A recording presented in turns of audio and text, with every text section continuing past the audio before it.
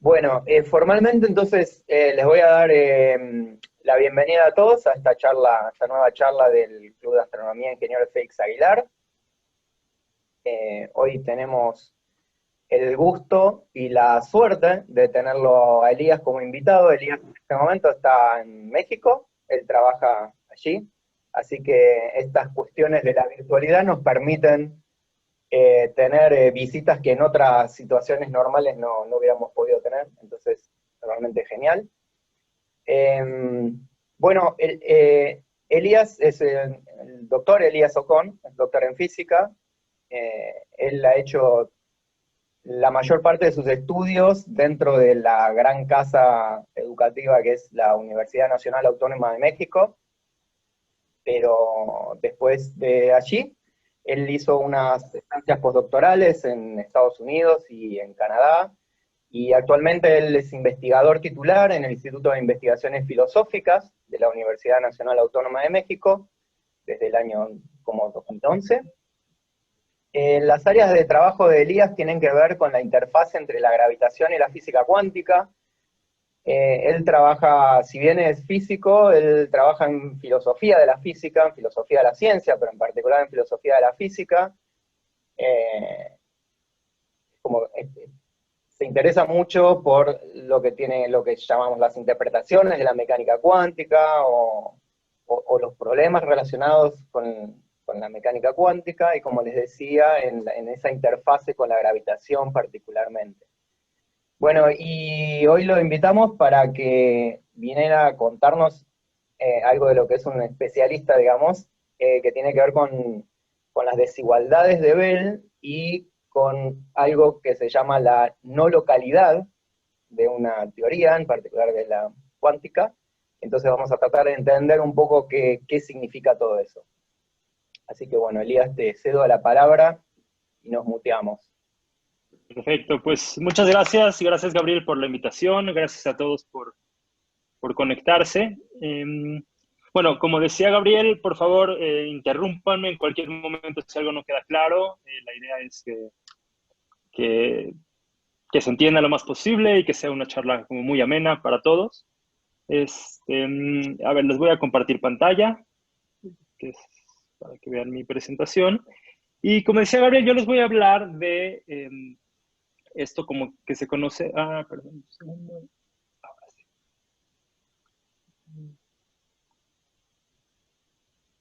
¿Sí se ve bien mi presentación? Sí, Sí, perfecto.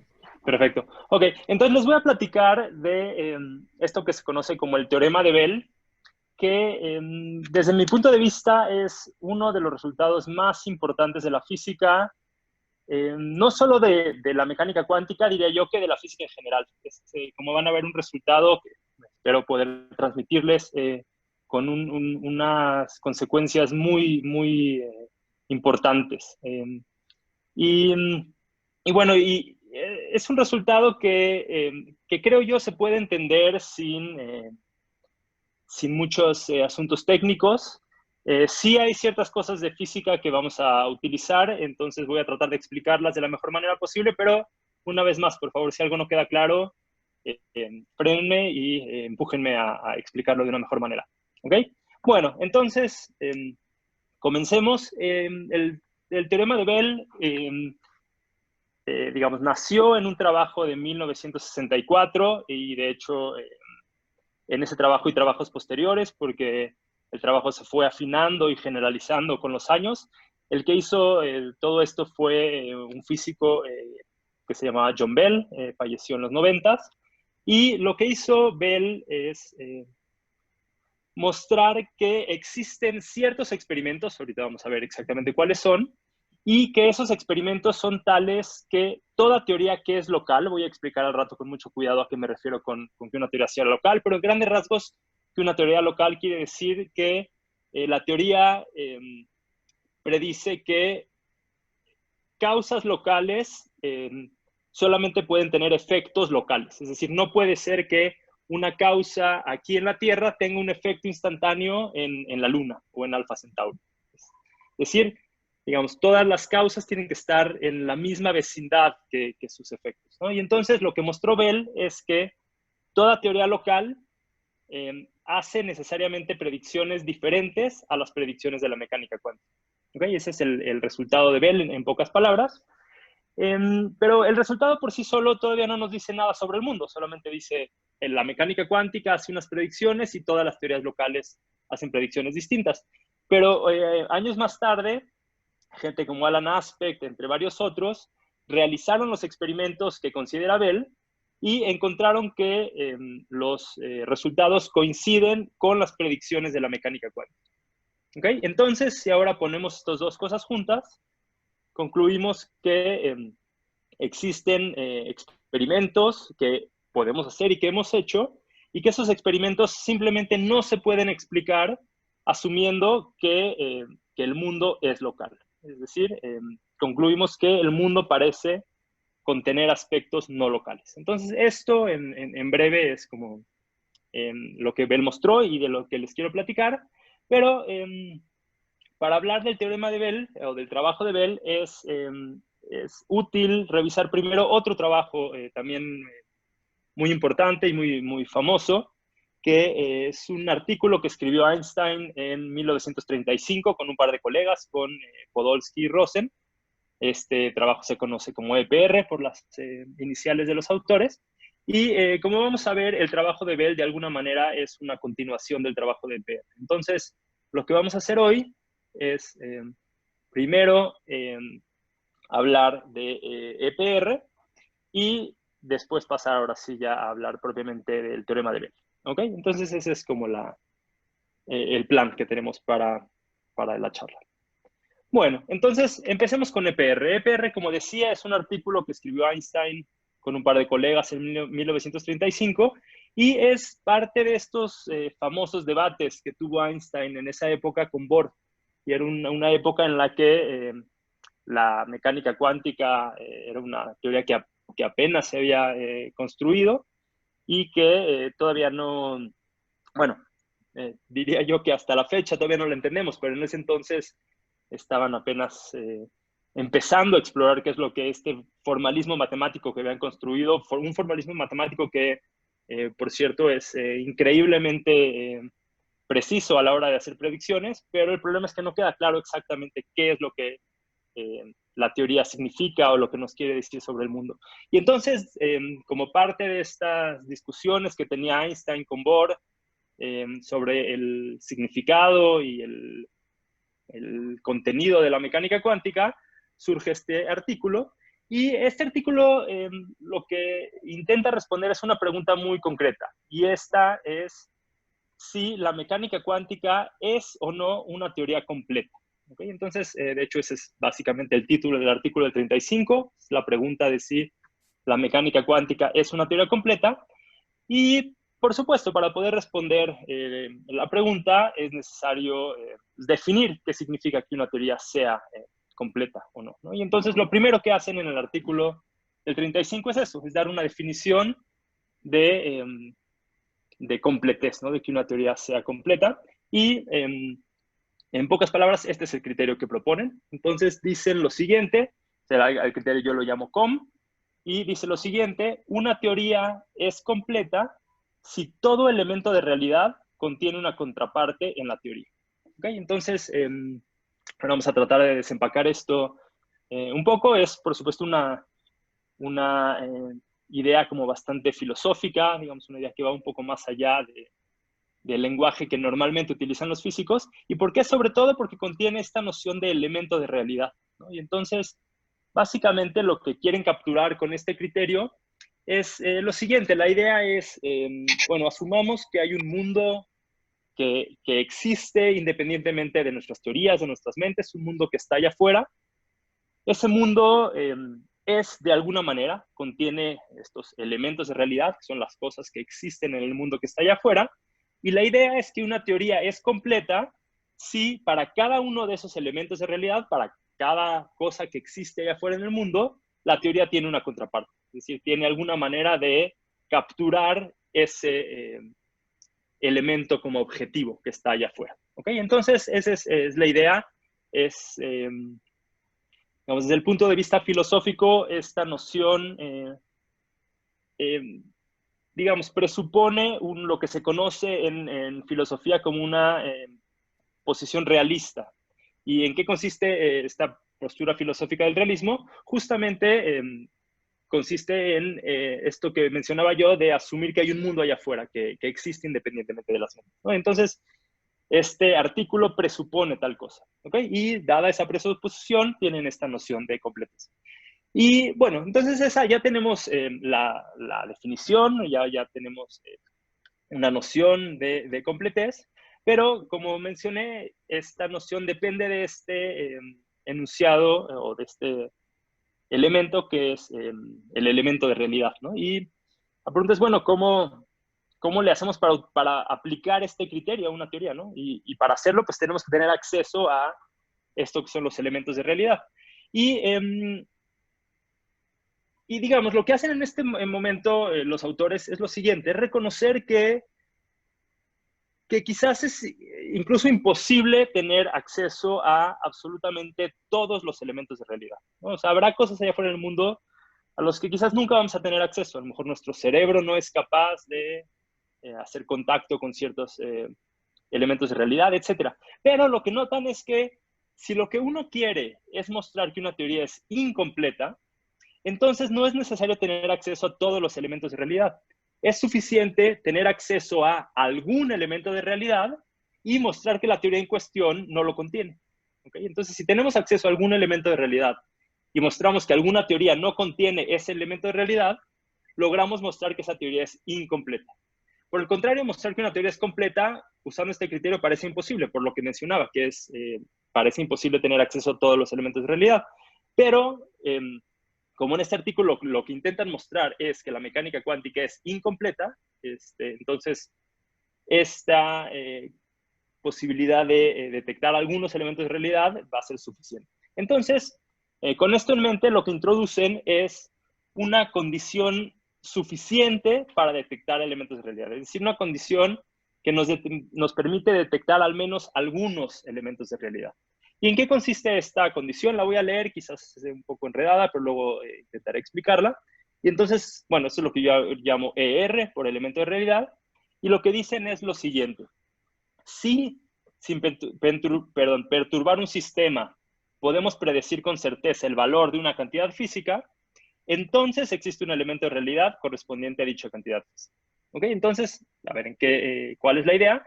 La idea es la siguiente. Si yo tengo una teoría y con esa teoría soy capaz de hacer predicciones que nunca fallan sobre qué es lo que voy a medir, pero qué es lo que voy a ver cuando haga una cierta medición, entonces la conclusión más razonable es que lo que estoy capturando es algo que es objetivo y que está allá afuera en el mundo. Es decir, si yo tengo la capacidad de predecir las cosas sin interactuar con ellas y cuando mido esas predicciones siempre son adecuadas, entonces llego a la conclusión de que lo que estoy midiendo es algo que está allá afuera en el mundo, que es un elemento de realidad. ¿Okay? Entonces, ese es el criterio. Ha habido discusiones filosóficas al respecto. Creo yo que es, digamos, al menos un criterio razonable. Podemos discutirlo si quieren más adelante. Pero bueno, por lo pronto, entonces, estos son los elementos que utilizan para contestar la pregunta de si la mecánica cuántica es completa. Y después viene una parte que muchas veces no se reconoce del artículo de PR, y es que tiene una suposición implícita. Es decir, nunca ponen esta suposición de manera explícita con todas sus letras, pero juega un papel crucial en el argumento. Y esta suposición es lo que se conoce como un principio de localidad, es lo que hace rato traté de explicar en pocas palabras, y se podría enunciar de esta manera. Le pongo log por localidad y le pongo un subíndice E, porque esta es la noción de localidad de Einstein, y luego vamos a ver más adelante que vamos a introducir una noción distinta de localidad, que es la de Bell, que básicamente va a ser la misma idea, pero va a ser más precisa y más formal. Bueno, y entonces, ¿en qué consiste esta suposición implícita de EPR? Consiste en lo siguiente. Dicen, si las regiones espaciales A y B tienen separación tipo espacio, ahora explico qué significa ese tipo espacio, entonces eventos en A no pueden influenciar eventos en B. ¿Okay? Entonces, básicamente la idea es que si yo tengo regiones que están suficientemente lejos, entonces algo que ocurre en A no puede tener consecuencias en algo que ocurre en B. ¿Okay? Esto de separación tipo-espacio es un tecnicismo, tiene que ver con la relatividad especial, esta teoría que construyó Einstein en 1905.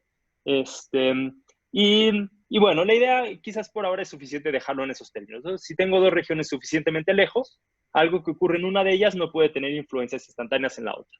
¿Okay? ¿Y por qué asumen esto en el artículo de EPR? Bueno, número uno, la motivación viene de esta teoría que acabo de mencionar, de la relatividad especial.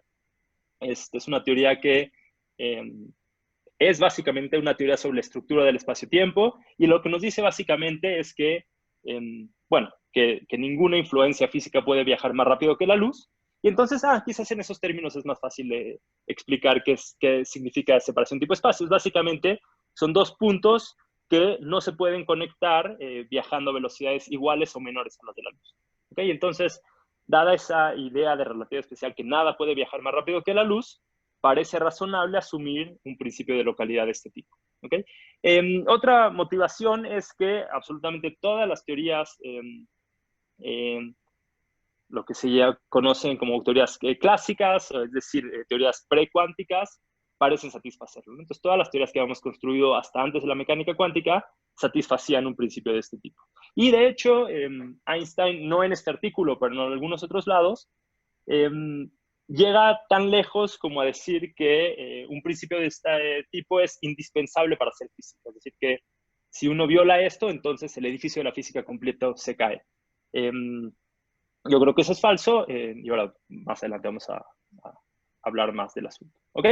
Bueno, entonces, ahora sí ya tenemos todos los elementos para que les presente el argumento de EPR. Es un argumento que utiliza ciertos elementos de mecánica cuántica, entonces voy a tratar de explicarlos de la manera más sencilla que pueda. Pero, digamos, tampoco, digamos, no voy a entrar a ninguna cuestión técnica, ¿no? Son simplemente cosas que la mecánica cuántica asume, y voy a tratar de explicarlas y espero que eso sea suficiente. También quiero nada más recalcar que el argumento que les voy a presentar no es exactamente el argumento que aparece en el artículo de PR, sino que es una versión simplificada, ¿okay? Porque el artículo, si lo lees, está un poco enredado, es difícil entender exactamente en ciertos puntos qué quieren decir, y esta es como una versión como moderna, en donde ya se extrae como exactamente la manera más limpia de presentar el argumento. ¿Ok? Entonces, bueno, ¿en qué consiste este argumento? Bueno, como seguramente sabrán, la mecánica cuántica es una teoría que es indeterminista o probabilista, es decir, una teoría que asume que incluso conociendo exactamente el estado inicial de un sistema, lo mejor que podemos hacer es decir cuáles son las probabilidades de que el resultado de una medición sea uno o sea otro. Es decir, la teoría no nos, a diferencia de las teorías precuánticas, que son deterministas, es decir, que son tales que si yo sé exactamente cómo empieza el sistema, puedo predecir con certeza cómo va a terminar. En la mecánica cuántica esto no ocurre, en general. Sin embargo, hay situaciones donde incluso en la mecánica cuántica podemos hacer predicciones con certeza. ¿Okay? Y entonces, ¿qué sucede cuando este es el caso? En ese caso, haciendo conexión con el artículo de PR, tenemos una situación, como dije, donde podemos hacer una predicción con certeza. Y entonces, aplicamos en ese momento el criterio de elemento de realidad, y entonces en ese caso podemos decir que existe un elemento de realidad correspondiente a la propiedad que la mecánica cuántica es capaz de predecir. ¿Ok? Bueno, quizás esto fue un poco abstracto. Ahora voy a hablar de un sistema más concreto y creo que esto puede quedar más claro. Ahora, viene otro elemento de la mecánica cuántica, que es uno de los elementos más novedosos o extraños de la teoría, que es este famoso fenómeno de enredamiento cuántico. Probablemente han escuchado la palabra. ¿Y en qué consiste? Lo que nos dice la mecánica cuántica, que como dije es una característica completamente novedosa que no existía en el mundo cuántico, es lo siguiente, que existen situaciones donde supongamos que yo tengo un sistema que está compuesto por dos electrones. Entonces yo tengo este par de electrones y puedo incluso agarrar a uno y llevarlo a una región A otro a una región B, donde estas dos regiones tienen separación tipo espacio. Y lo que nos dice la mecánica cuántica es que existen situaciones en las que estos dos electrones pueden tener perfectamente bien definido el spin total. Por cierto, bueno, el spin es esta propiedad puramente cuántica que se puede pensar de alguna manera como análoga a un momento angular o a una, digamos, rotación que puedan tener los electrones.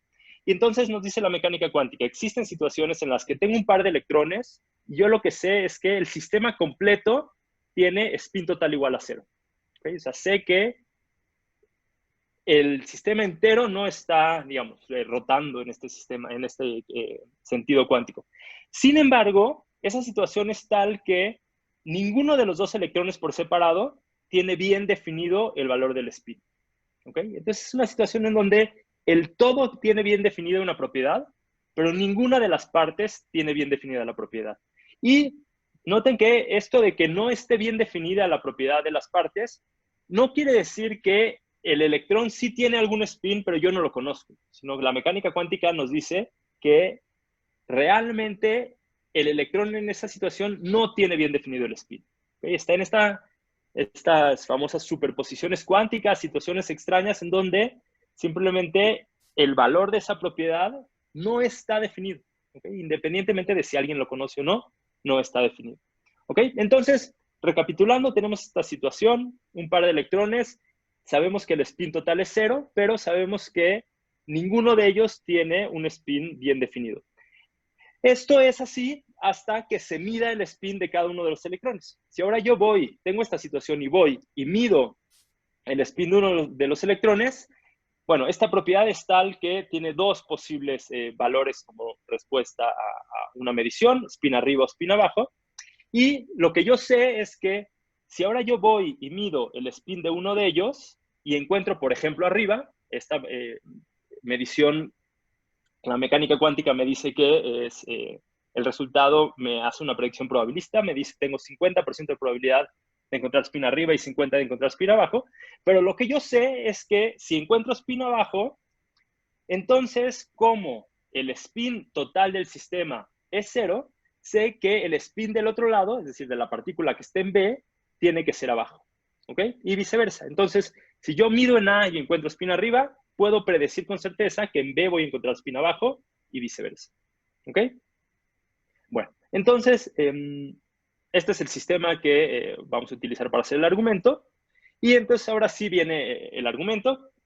Entonces, supongamos que tengo esta situación, tengo este par de electrones en este estado extraño cuántico y mido la partícula que esté en A y encuentro spin arriba. ¿Ok? Ahora, como dije, si encuentro spin arriba de un lado, puedo predecir con certeza que del otro lado voy a encontrar spin abajo. ¿Ok? Entonces, puedo utilizar el criterio de elemento de realidad para decir algo sobre el valor del spin en B. Pero noten que no es suficiente usar el elemento de realidad, el criterio de elemento de realidad para concluir esto. También tengo que asumir localidad, como dije, que juega un papel crucial. ¿Por qué? Porque recuerden que el criterio de elemento de realidad decía que lo puedo utilizar cuando yo, sin perturbar a un sistema, puedo hacer esta predicción. Y entonces, aquí, ¿qué es lo que estamos haciendo? Estamos midiendo el spin en A, y esto, en principio, podría perturbar al spin en B. Pero esto no puede ser el caso si el mundo es local. Es decir, si el principio de localidad se cumple, entonces cualquier cosa que pase en A no puede tener ninguna influencia en algo que pase en B. ¿Ok? Entonces, si junto el principio de localidad con el criterio de elemento de realidad, ahora sí puedo concluir que existe un elemento de realidad con respecto al spin del electrón en B. ¿Ok? Pero habíamos dicho que, de acuerdo con la mecánica cuántica, el estado inicial del sistema no contiene el elemento de realidad de cuál es el spin en B. Les dije, según la mecánica cuántica, en ese estado, el electrón en B no tiene un spin bien definido. Y entonces logramos lo que buscábamos. Encontramos un elemento de realidad, este elemento de realidad del electrón en B, perdón, el spin del electrón en B, que no está contenido en la mecánica cuántica, y entonces concluimos que la mecánica cuántica es una teoría incompleta. ¿Ok? Entonces, ese es el argumento de EPR, y entonces, ahora lo pongo en términos lógicos, y digo lo siguiente: de acuerdo con EPR, para la mecánica cuántica, si uno asume localidad, concluye, este símbolo de acá es negación, concluye que la mecánica cuántica es una teoría incompleta. ¿Okay? Entonces, si yo asumo que el mundo es local, entonces tengo necesariamente que concluir que la mecánica cuántica es una teoría incompleta.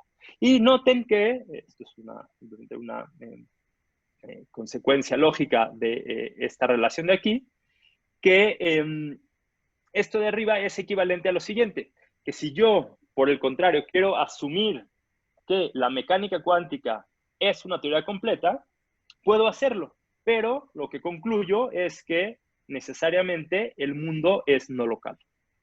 ¿Ok? Entonces, como dije, esto de aquí se sigue de lo de arriba, lógicamente. Entonces, de nuevo, si yo insisto en que la mecánica cuántica es una teoría completa, entonces tengo que asumir que la localidad se viola. Es decir, que cosas que ocurren acá pueden tener efectos instantáneos en China o en Alpha Centauri.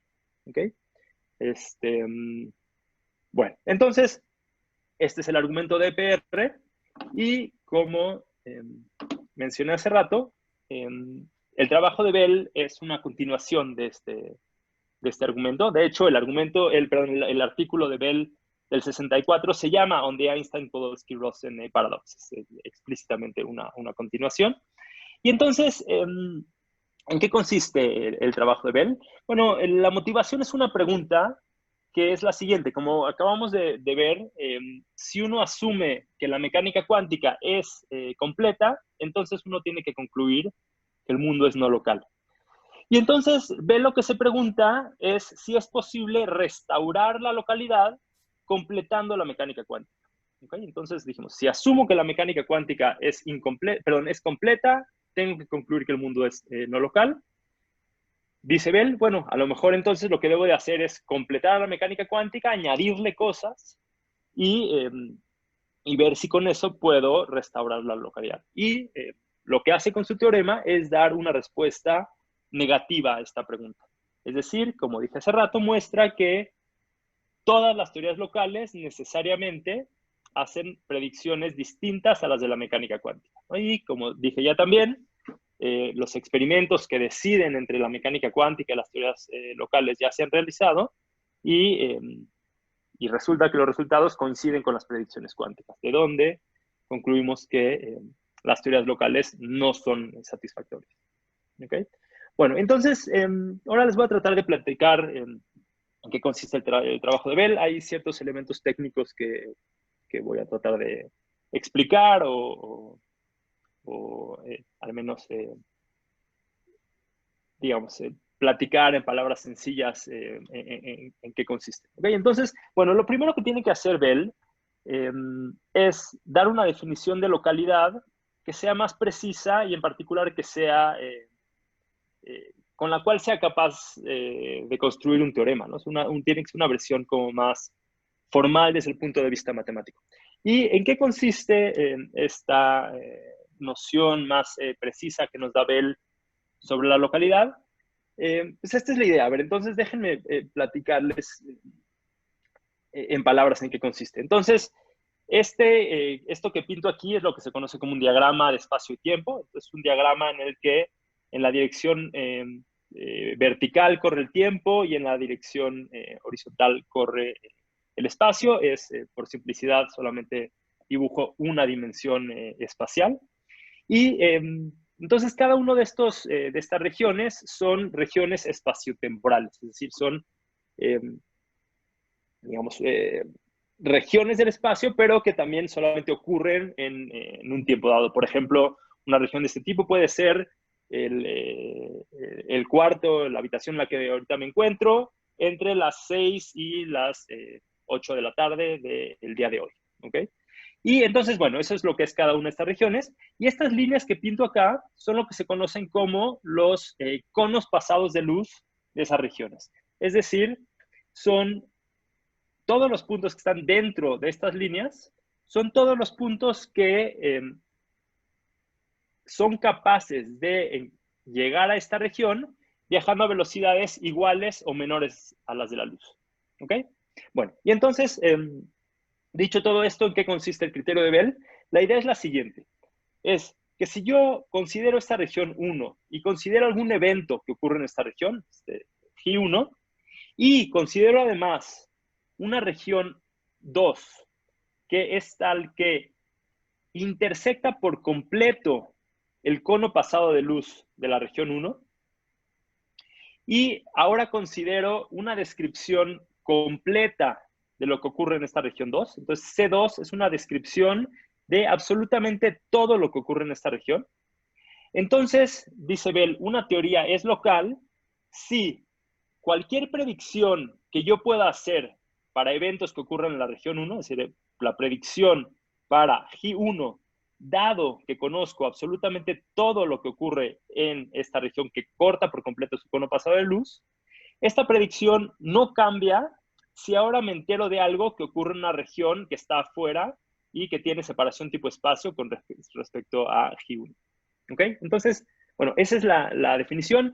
¿Y cuál es la idea? La idea es que si una teoría realmente es local, cualquier cosa que esté fuera de su cono de luz no va a poder tener una influencia en lo que ocurre en esta región. ¿Ok? Entonces, si yo conozco todo lo que ocurre en el cono pasado de luz, pues con eso puedo predecir exactamente lo que va a ocurrir acá. Cualquier cosa que esté afuera no me va a ayudar a hacer una mejor predicción de lo que ocurre allá adentro.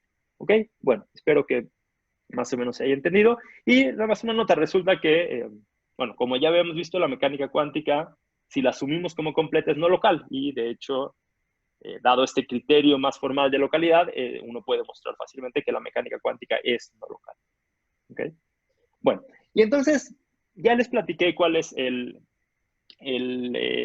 criterio de localidad de Bell. Lo que sigue es platicarles cuál es el arreglo experimental que considera, cuáles son los experimentos que considera y para los cuales muestra que la mecánica cuántica hace predicciones diferentes que las teorías locales. Entonces, este es un esquema, les platico rápidamente en qué consiste. Entonces, la idea es que tengo aquí un aparato que básicamente lo que hace es generar pares de partículas, justo como los que consideramos hace rato. Va a generar pares de electrones que son tales que el spin total de los electrones es 0, pero que cada uno de ellos no tiene un spin bien definido. Son exactamente el mismo sistema que considera EPR. ¿Okay? Eso es el nombre técnico de estos estados, son singuletes, entonces por esto es un generador de singuletes. Y lo que hace este aparato es, bueno, tiene aquí un botón que cuando uno lo aprieta se genera un par de ese tipo y uno de los electrones sale disparado hacia esta región A y otro sale hacia esta región B. Y lo que vamos a hacer de cada uno de estos lados es medir el spin de las partículas. ¿Ok? Pero lo que tenemos además es esta variable minúscula A y variable minúscula B de este lado, que lo que nos permiten es decidir en qué dirección vamos a medir el spin. ¿Ok? Entonces el spin se puede medir a lo largo, por ejemplo, del eje Z o del eje X y la mecánica cuántica pues, nos va a dar una predicción de la probabilidad de que en cada una de estas direcciones salga spin arriba o spin abajo. Y entonces, de cada lado lo que voy a tener es la dirección a lo largo de la cual mido el spin, que son las variables minúsculas, y voy a tener el resultado, que son las variables mayúsculas A y B, que voy a denotar por más 1 a spin arriba y por menos 1 a spin abajo.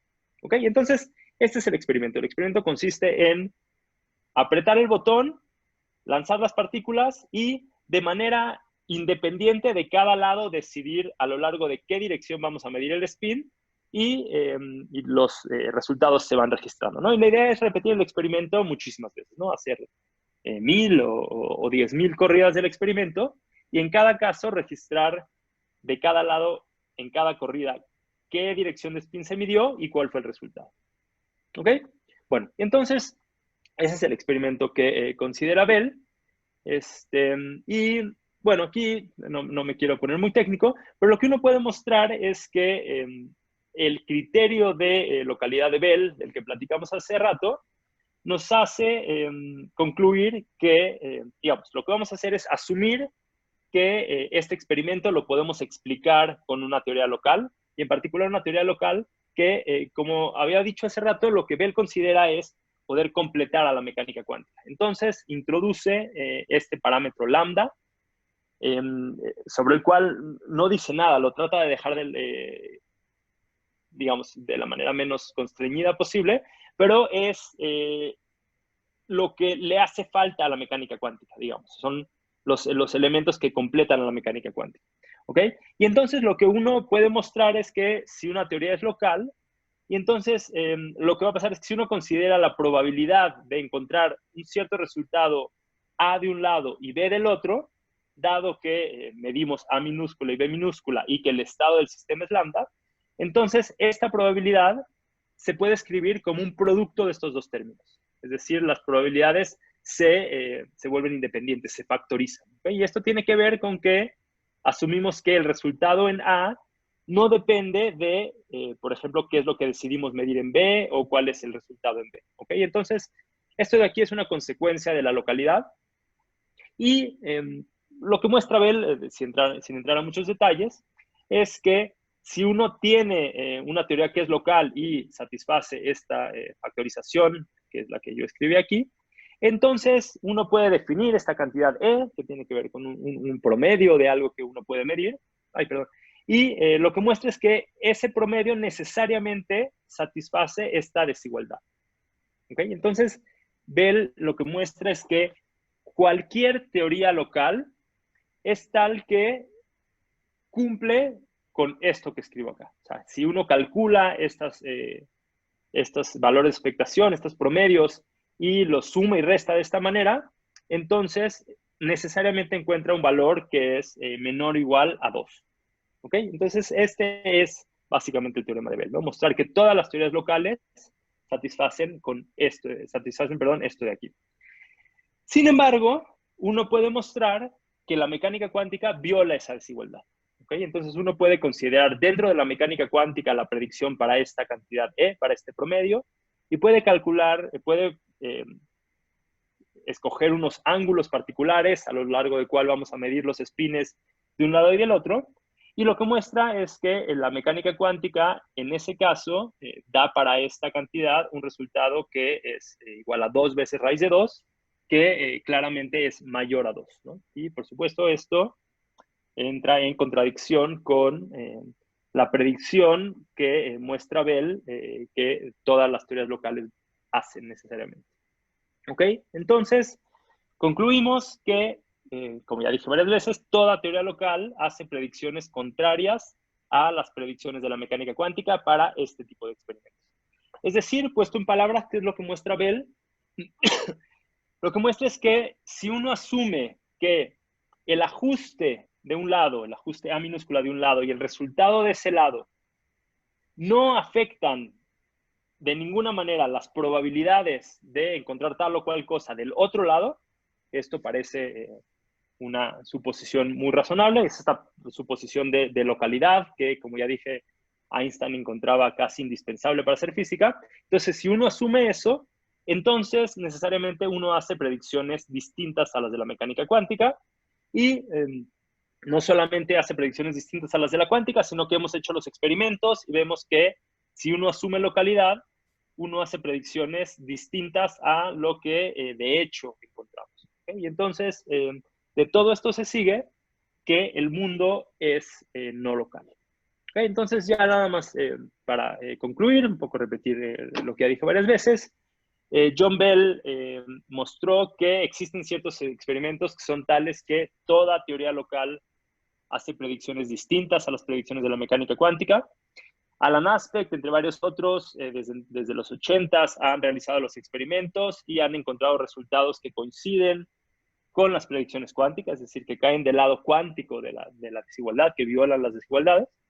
Y desde entonces, como dije, se han hecho muchísimos experimentos que han confirmado este hecho, experimentos súper precisos que han pues, logrado precisiones realmente increíbles.